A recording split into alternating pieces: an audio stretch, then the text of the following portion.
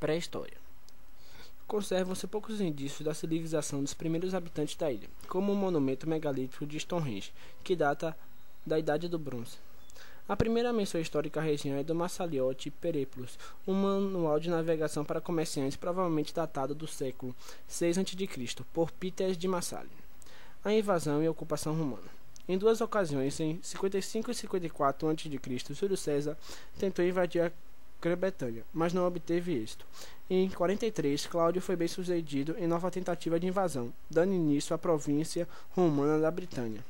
Os britânicos defenderam sua terra, mas os romanos militarmente superiores conseguiram dominar a ilha. Iniciaram uma forte opressão contra o druidismo, religião mais popular no local na época.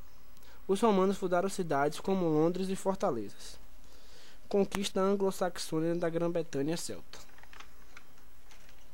Os anglo-saxões invadiram a Grã-Bretanha em meados do século VI. Assentados na costa oriental, forçaram a subida do rio Tamisa à procura de mais terras aráveis nos vales, deixando as colinas para os bretões celtas. Os anglo-saxões estabeleceram-se no que é hoje a Inglaterra e formaram diversos reinos independentes, com a sujeição da Nortúmbria. Em 829, Egbert de Wexel tornou-se o primeiro suzerano sobre toda a Inglaterra. As invasões vinques chegaram em barcos com bons exércitos, em sua maioria dinamarqueses, e tomaram para si praticamente todos os reinos que eram independentes. A Inglaterra na Idade Média. Ricardo I, Coração de Leão, dedicou-se à Terceira Cruzada e a defender seus territórios no continente contra Filipe II da França. Com a morte de Ricardo I, seu irmão João Sem Terra sucedeu. Com a morte de João, subiu ao trono seu filho Henrique III. Seu reinado tampouco foi brilhante.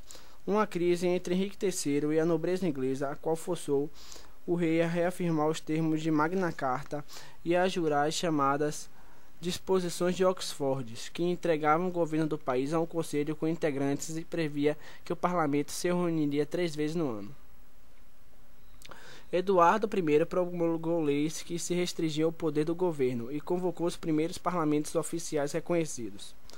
Guerra dos 100 Anos. Eduardo III da Inglaterra tinha direitos ao reino da França por ser sobrinho de Carlos, mas os nobres franceses preferiam Felipe de Valois, que reinou com o nome de Felipe VI. Felipe VI confiscou o ducado de Aquitânia. Isto acabou por desencadear um conflito aberto entre Inglaterra e França, que viria a chamar Guerra de 100 Anos.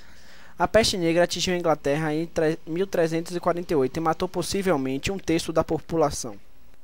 Os ingleses chegaram em 1429 até Orleans, sob a inspiração de uma camponesa da Lorena, Joana d'Arc. O filho de Carlos VI de França, o futuro Carlos VII, rompeu o cerco de Orleans. Foi coroado rei da França em Reims. Em 1450, aniquilou o exército inglês, tomou Bordeaux, recuperando toda a França e pondo fim à Guerra dos 100 Anos.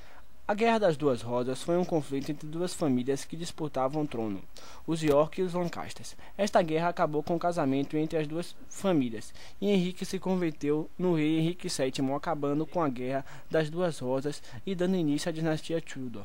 Henrique VIII, segundo rei da dinastia Tudor, subiu ao trono em 1509. Teve muitas amantes, entre elas Ana Bolena, uma das motivadoras da criação da Igreja Protestante. Com sua morte, Maria I assumiu o trono sobre suas ordens. Diversos protestantes foram para a fogueira e ganhou o apelido de Bloody Mary.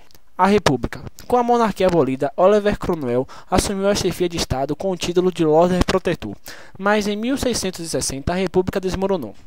Em 1º de maio de 1707, a Inglaterra e a Escócia se juntaram em um só reino e a rainha Ana se tornou a primeira soberana na Grã-Bretanha, a última da dinastia Stuart. A Inglaterra passou a fazer parte da Grã-Bretanha a partir de 1707 e do Reino Unido a partir de 1801.